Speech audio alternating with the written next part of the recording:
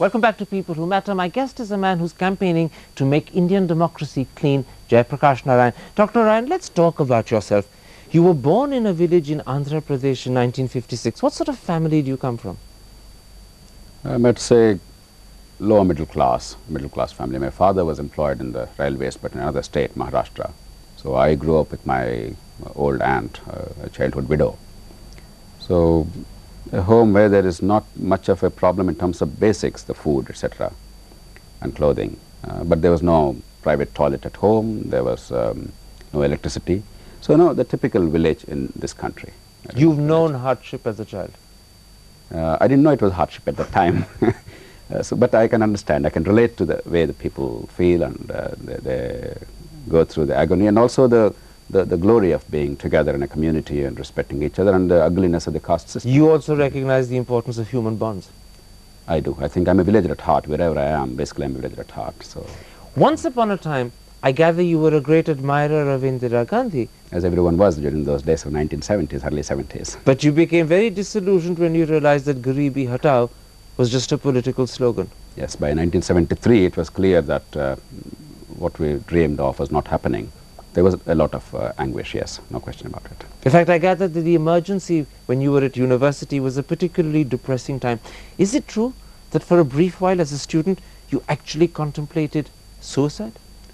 That may be a bit of an exaggeration, because yes, I was deeply anguished, with enormous amount of pain. And I would have gladly died if somebody told me, look, by jumping from your third floor hostel room, something positive would emerge. In that sense, it was more of a positive feeling rather than a negative depression. one. Yes. I could have given up my life quite happily, but not suicide, no.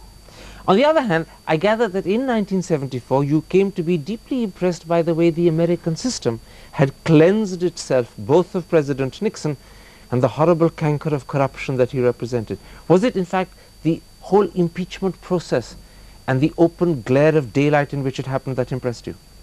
Yes, the 73-74 was a glorious period for democracy in that sense, that the mightiest man in the world politically could be humbled by a Negro janitor who stumbled upon these fellows who were burgling the Watergate Hotel. And then it's not so much what the president did, but the fact that he obstructed justice, that could bring him down, and the system could be so unforgiving when such a gross constitutional distortion was perpetrated.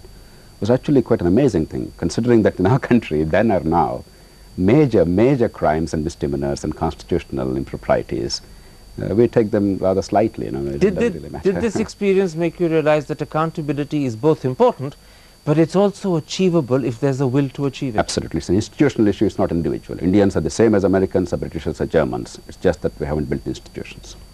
Today, you're a member of the National Advisory Council, an organization that I at least like to talk of as the conscience of the government. But would you ever consider getting into outright politics yourself? I think it's one of the hardest questions in this country for many concerned citizens.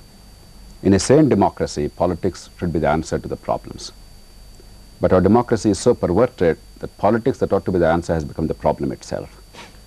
And yet, without political activity in some form, without mobilizing people, without restoring that legitimacy and that nobility to the political process, there's no hope for the country.